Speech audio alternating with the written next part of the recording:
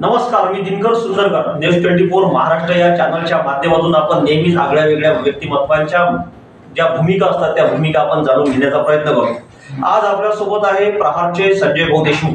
संजय भाऊ देशमुख मूळचे मोजरी येथील आहे आणि त्यांचा प्रवास जो आहे एकंदरीत प्रहार जनशक्ती पक्षाच्या माध्यमातून जो झालेला आहे, सामान्य कार्यकर्ता ते विदर्भाचे प्रमुख म्हणून त्यांचा असा प्रवास एकंदरीत झालाय. त्यामध्ये त्यांनी तालुका अध्यक्षपद भूषविले आहे, सोबतच अमरावती जिल्ह्याचे माजी जिल्हाध्यक्ष म्हणून आहे आणि त्यानंतर त्यांना विदर्भ प्रमुख म्हणून प्रहार जनशक्ती पक्षाची संस्थापक अध्यक्ष बच्चूभाऊ कडू यांच्या मार्फत जबाबदारी देण्यात आली होती.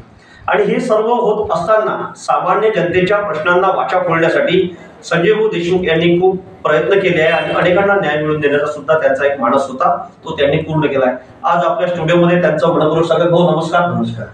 माझा थेट आणि पहिला प्रश्न तुमच्यासाठी असा असेल की या संपूर्ण आंदोलनाच्या चळवळीत तुम्ही जी आंदोलने केली त्यातली कोणती आंदोलन अशी होती की ते प्रभावशील ठरली आणि न्याय देणारी ठरली? आम्ही तिवसा तालुक्यामध्ये एक कार्यकर्ता म्हणून मी काम केलं. बच्चूंच्या माध्यमातून जी बच्चूंची विचारधारा त्याला प्रभावित होऊन आम्ही आमच्या तिवसा तालुक्यामध्ये समाज कार्यापासून आम्ही काम सुरू केलं. आमचं सगळ्यात पहिलं 2002ला 2 जानेवारी 2002ला आम्ही रक्तदान करून गावातली जिल्हा परिषदेची शाळा पडाल झाली होती. ती शाळा पडाल झाली होती तर आम्ही अशी मागणी केली होती पंचायत समिती जिल्हा परिषदेला का ती शाळा पाडा आणि त्या शाळेच्या जागी नवीन इमारत बांधून घ्या. त्यासाठी आम्ही रक्तदान करून उपसभापती, सभापती आणि गट शिक्षणाधिकाऱ्यांना आम्ही शाळेत पोहोचलो होतो. ते काय कारण झालं तर माहिती आहे का, मोजरीला दिवाळीच्या दिवशी 2 मुलं दरवाजावरची सज्जा पडून गेली होती आणि ज्या शाळेमध्ये 233 मुलं शिकत होती आणि जी 133 वर्ष जुनी होती त्या शाळेला धोका एवढा होता की ती शाळा कधी पडेल याचा काही नियम नव्हता. आम्ही तो सगळा धोका विचारात घेऊन आम्ही ते आंदोलन केलं होतं आणि आमच्या त्या आंदोलनामुळे काय झालं की लगेच दुसऱ्या दिवशी जिल्हा परिषद आणि पंचायत समितीने 8 ब्लॉक मंजूर केले होते. म्हणजे आम्ही 133 वर्ष जुनी जी पडकळी झालेली शाळा होती ती पाडण्यात आली आणि नवीन 8 ब्लॉक तिथे बांधण्यात आले. हे सगळ्यात पहिलं आमचं आंदोलन. तिवसा तालुक्यामध्ये आरोग्याची जी दिशा बच्चूंनी दिली आम्हाला, सगळ्यात पहिले रक्तदानची चळवळ जी आहे ती तिवसा तालुक्यात प्रहारने सुरू केली, आम्ही सगळ्यांनी सुरू केली. त्यानंतर शेतकऱ्यांसाठी अनेक आंदोलनं आम्ही केली. त्यात महत्त्वाचं म्हणजे एक अर्धदफन आंदोलन होतं की गारपीटग्रस्त शेतकऱ्यांचे पैसे नव्हते आले, त्यावेळेस आम्ही अर्धदफन आंदोलन केलं. त्याची दखल घेत सरकारने तातडीनं ते गारपीटग्रस्त शेतकऱ्यांचे पैसे वाटप केले. त्यानंतर आम्ही एक ग्राम बीजोत्पादन एक कार्यक्रम आला होता कृषीला. त्याला बियाणं दिलं होतं सोयाबीनचं शेतकऱ्यांना पेरण्यासाठी. शेतकऱ्यांनी ते पेरलं. ते पेरल्यानंतर उगवलं तर खरं पण त्याला शेंगाच धरल्या नाही. मग शेतकऱ्यांचं 2-2, 3-3 एकराचं नुकसान झालं. आम्ही शेतकरी फक्त 50 होतो तालुक्यात, परंतु 50 शेतकऱ्यांच्या शेतातल्या सोयाबीनला शेंगाच नव्हत्या झाल्या. त्याचं आम्ही आंदोलन केलं होतं. तर JDA ऑफिसमध्ये आम्ही आंदोलन केलं होतं. महाराष्ट्रात सर्वप्रथम पहिल्यांदा अशा प्रकारची नुकसान भरपाई शेतकऱ्यांना मिळाली, ती फक्त तिवसा तालुक्यातल्या शेतकऱ्यांना मिळाली. असे अनेक आंदोलन आहेत. आम्ही एक आंदोलन मोजरी आणि मोजरीच्या परिसरासाठी केलं होतं. 38 दिवस आम्ही साखळी उपोषणाला बसलो होतो आणि आम्ही फक्त कार्यकर्ते बसलो होतो. आणि कार्यकर्ते ज्यावेळेस बसलो, आमची डिमांड होती का अप्पर वर्धा धरणातून 3रा कालवा निघाला पाहिजे, कारण की मोजरीच्या बाजूने 1 किलोमीटर एक कालवा जातो, भुजबा मुख्य कालवा. त्याचं पाणी फक्त आम्ही पाहतो पण आम्ही पाणी आम्हाला भेटत नाही. आम्ही हा विचार केला की हे जर पाणी आम्हाला मिळालं तर आमची जमीन सुजलाम सुफलाम होईल. आणि 2007ला आम्ही 4 कार्यकर्त्यांनी, योगेश भुसारी, गजू काळे, मी आणि अजून अंकुश गायकवाड या कार्यकर्त्यांनी सुरुवात केलेल्या आंदोलनाला 38 दिवस आम्ही उपोषणाला बसलो. तर त्याचं फलित असं झालं की आज जी मोजरीला भरकून जी उपसा जलसिंचन आहे ती त्या आंदोलनाची फलश्रुती आहे. 38 दिवस आंदोलन केलं, त्यानंतर आम्ही पाठपुरावा केला, बच्चू आमदार झाले. बच्चूंनी अजितदादा पवारांच्या माध्यमातून पहिल्यांदा ती 220 कोटीची आणि 7,000 हेक्टरची योजना मंजूर केली. ती आज शेतकऱ्यांच्या शेतामध्ये पाणी जाते. अशा असंख्य आंदोलन आम्ही करतो. आत्ताचं आंदोलन आमचं शेतकऱ्यांसाठी आहे की नोव्हेंबर 23ला अवकाळी पावसामध्ये सर्व शेतकऱ्यांचं नुकसान झालं. म्हणजे बहुतांश पूर्ण महाराष्ट्रातल्या शेतकऱ्यांचं नुकसान झालं. परंतु नुकसान एवढं होऊनही आमच्या तहसीलदारांनी तो अहवाल निरंक पाठवला. या शेतकऱ्यांचं कुठल्याच प्रकारचं नुकसान नाही झालं. मग आमचं नुकसान होऊनही तुम्ही आमचं नुकसान दाखवत नसाल आणि तालुक्यातल्या एकाच गावातल्या 4 लोकांनी आत्महत्या केल्या एका महिन्यात या नोव्हेंबरपासून. मग आम्ही त्यांची दशक्रिया जिल्हाधिकारी कार्यालय अमरावती इथे केली.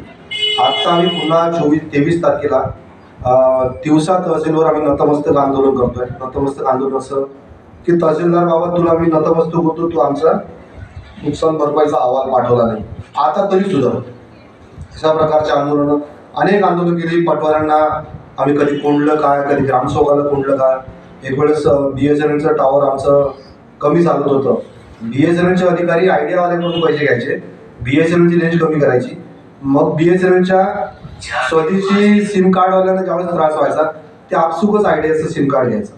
म्हणून मी पहिल्यांदा टॉवरवर चढलो होतो मोजरीच्या BSNLच्या आणि तिथं त्यावेळेस BSNLचे अधिकारी बोलावले होते. त्यांनी तुरंत त्याच दिवशीपासून BSNLची पॉवर वाढवली. अशा प्रकारचं आम्ही अनेक आंदोलन केलेली आहे.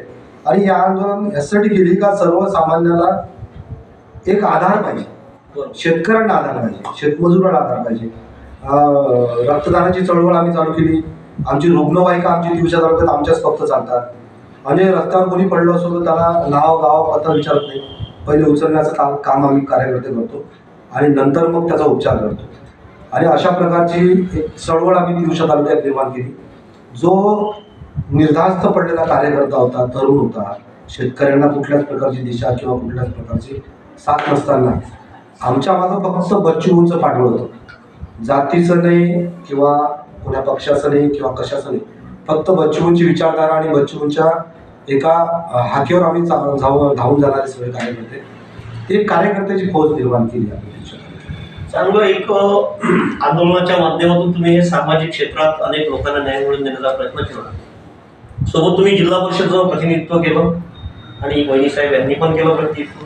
हे प्रतिनिधित्व तुमचं एक जनसामान्यांचा आधार म्हणून हे नावलौकिक तुमचं होतंच त्या भागात. तर आता लोकांच्या अपेक्षा तुमच्याकडून फार मोठ्या वाढलेल्या होत्या की संजीव भाऊच्या माध्यमातून काहीतरी चांगलं व्हावं आणि त्याच जनतेच्या आग्रहार्थ तुम्ही 2009 मध्ये विधानसभा निवडणूक लढली. आणि त्या निवडणुकीतला एक असा 1-2 जे अनुभव असतील तुमचे की जनतेचं काय मत होतं आणि काय वेगवेगळ्या पक्षांना काय त्यामध्ये. जनतेची मानसिकता ज्या लोकांना मी माहिती आहे, संजय देशमुख माहिती आहे, त्यांना असं वाटते की त्यांनी आमदारकी आता लढवली पाहिजे. आणि आम्ही त्यावेळेस तो एक प्रयत्न केला होता की आपण आमदारकी लढवली पाहिजे. परंतु पूर्ण मतदारसंघामध्ये आमच्या काही शाखा नव्हत्या किंवा आमचा टच नव्हता, त्यामुळे आम्हाला त्यावेळेस कमी मतं मिळाली. परंतु उमेद आम्ही त्यावेळेस सोडली नाही, कारण की आम्हाला सर्वसामान्य माणसाच्या घरातून खूप पाठिंबा मिळाला. म्हणजे माझं जात नाही आहे, आमच्याकडे पक्षाची म्हणजे प्रहार 6 पक्ष एका जातीवर किंवा एका धर्मावर चालणार नाही आहे, ती साथ नाही आहे. आणि मोठा सागरासारखा आमच्याकडे पक्ष नाही आहे जसा काँग्रेस किंवा भारतीय जनता पार्टी आता आली. अशा प्रकारचं प्रचलित असलेला किंवा प्राचीन असलेला पक्ष नव्हता. ही सगळी कामाच्या भरोशावर, चळवळीच्या भरोशावर, बच्चूंच्या कामाच्या भरोशावर आम्ही त्यावेळेस लढलो होतो. त्यावेळेस आम्ही फक्त असा विचार केला होता की आपण एक ट्रायल म्हणून विधानसभा लढली पाहिजे. आणि त्यामध्ये आम्हाला बरंच काही यश मिळालं. त्यातून आम्ही निराश कधीच झालो नाही, कारण की लोकांनी जरी आम्हाला मतदान केलं नाही, परंतु लोकांवर आम्ही कधी नाराज झालो नाही. लोकांची इच्छा आहे कोणाला मतदान करायचं, कोणाला नाही. आम्ही पुन्हा प्रयत्न करत राहू. आम्ही 20 वर्षापासून कामाच्या माध्यमातून लोकांसमोर आहोत. आम्ही कधी बॅनर बांधून आम्ही हिरोणी झालो, बॅनर लावून हिरोणी झालो किंवा समारंभाला एखाद्या स्पर्धेला अवास्तव बक्षीस देऊन किंवा वर्गणीतून आम्ही हिरोणी झालो. आम्ही कार्यकर्ता म्हणून समोर आलो ते फक्त कामाच्या भरोशावर. आणि लोक एक ना एक दिवस त्याला न्याय देतील अशी आमची ठाम भूमिका आहे. आजचं जे राजकारण एकंदरीत आपण पाहतो की आजच्या राजकारणात पैशाचं खूप फॅट वाढलेलं आहे किंवा लयलूट जे म्हणतो आपण की या नेत्यानं एवढी लयलूट केली, त्या नेत्यानं म्हणजे कॉम्पिटिशन लागलेली आहे पैसा उधळायची. तर या कॉम्पिटिशनमध्ये प्रहार जनशक्ती पक्ष अशा बाजूने चाललेला आहे की जे आरोग्य सेवा, शेतकऱ्यांची सेवा ही भूमिका घेत आज वाटचाल करत आहे. तर पुढची तिवसा विधानसभेसाठी काय भूमिका असेल प्रहार जनशक्ती पक्ष म्हणून? प्रहार जनशक्ती पक्षाच्या प्रत्येक कार्यकर्त्याला एक उमेद आहे की काम करणाऱ्या कार्यकर्त्याला जनता एक ना एक दिवस न्याय देईल. फक्त सातत्य आणि वाट पाहणे हे त्या कार्यकर्त्याचं गरज आहे. आणि आजचं जर पाहिलं आपण तर पोस्टर लावले का माणूस हिरो होतो. तिवसा मतदारसंघामध्ये पोस्टर लावा आणि हिरो व्हा, पैसे वाटा हिरो व्हा, परंतु काम करणारा कार्यकर्ता हरवला नाही पाहिजे ही त्या प्रकारची भूमिका आहे. प्रहार एका म्हणजे धर्माचा नाही किंवा एका पक्षाचा नाही, एका जातीचा नाही आहे. प्रहार हा सर्वसामान्याला घेऊन चालणारा एका नदीसारखा पक्ष आहे. त्या नदीमध्ये कोणी या सामावून घेण्याची आमची ताकद आहे, कोणाचीही कामं करण्याची आमची मानसिकता आहे. त्यामुळे प्रहारला एक विश्वास आहे की एक ना एक दिवस तिवसा मतदारसंघातील लोक सत्ता, सत्तेतून पैसा आणि पैशातून पुन्हा सत्ता असे जे मानतात त्यांना त्यांची जागा दाखवल्याशिवाय 100% राहणार नाही. आम्ही प्रयत्न करू ना, आम्ही कामाच्या माध्यमातून मतदारांच्या आणि लोकांच्या हृदयामध्ये पोहोचण्याचं काम करतोय आणि 100% एक दिवस यश येईल अशी आम्हाला गॅरंटी. बरोबर, एका कवीनं सुंदर म्हटलंय, संगठन बढे चलो सुपंथ पर चढे चलो भलाओ जिसमें देश का हो काम सब किए चलो. याप्रमाणे तुमची नक्कीच वाटचाल असेल. तिवसा मतदारसंघात प्रहारची नेमकी भूमिका काय असेल? प्रहार आपला उमेदवार उभा करेल कोणाचे? आता नाही, आता प्रहारचा विषय असा आहे की बच्चूंनी ठरवलेला आहे की महाराष्ट्रामध्ये 15 ते 20 आमदार आपल्याला बच्चूंच्या सोबत पाहिजे. कारण की बच्चू असा माणूस आहे का जो एकटाच ती विधानसभा लढून राहिला. म्हणजे सत्तेच्या विरोधात ज्या विरोधकांनी आवाज उठवायला पाहिजे, ज्या विरोधी पक्षाने आवाज उठवायला पाहिजे, ते सगळेच्या सगळे प्रश्न घेऊन बच्चू एकटाच लढतो. आणि बच्चूच्या हाताचं बळ वाढलं पाहिजे यासाठी बच्चूची अशी मानसिकता आहे का तो बळ वाढवणारा, काम करणारा आणि लढणारा कार्यकर्ता त्या सभागृहामध्ये पोहोचला पाहिजे विधानसभेच्या. आणि तिवसा मतदारसंघामध्ये प्रहारचा उमेदवार 100% उभा राहील. कोणाला पाठिंबा राहणार नाही किंवा कोणाला लढवणार नाही, पण प्रहार हा स्वतः लढणार ही आम्हाला गॅरंटी. बरोबर आहे. तुमच्या आमच्या शुभेच्छा तुमच्या सगळ्या पाठीशी आहेच. आणि आजचं जे एकंदरीत सर्व राजकारणाचं जे आपण पाहतो की राज्याचं राजकारण असेल की वेगवेगळ्या युत्या, दिवस निघाला की या पक्षात तो त्या पक्षात, हे जे समीकरण जे सुरू आहे याबद्दल काय सांगाल की या लोकांचा काय झालं, लोकांचा विश्वास राहणार नाही. कारण की आपण आदल्या दिवशी कोण कुठं होतं आणि दुसऱ्या दिवशी कोण कुठं होतं हे सगळं महाराष्ट्राचं चित्र पाहतोय. आणि तुमच्या विचारावर आणि मुद्द्यावर ठाम राहणारा माणूस पूर्ण महाराष्ट्रात कुठंच नाही. आता पाहतो बच्चूंचं असं आहे की बच्चूंची आणि प्रहारची विचारधारा अशी आहे की मुद्द्यावर काम करते, ते धर्मावर किंवा जातीवर काम नाही करत. तो सर्वसामान्य शेतकरी, शेतमजूर, आपला पीडित माणूस, दिव्यांग असतील यासाठी काम करणारा प्रहार पक्ष आहे. त्यामुळे मुद्द्यावर जी भूमिका बच्चूंनी घेतली त्या मुद्द्यावरच आम्ही लढणार आहोत. आणि मुद्द्यावर विश्वास ठेवणारे लोक, मतदार देखील असंच करतील का जो मुद्द्यासाठी भांडेल त्याच्याच पाठीशी लोक राहतील. लोकांचं आता काही लोकांवर भीट आलेलं आहे, लोकांना ते काही आता पटून आलं.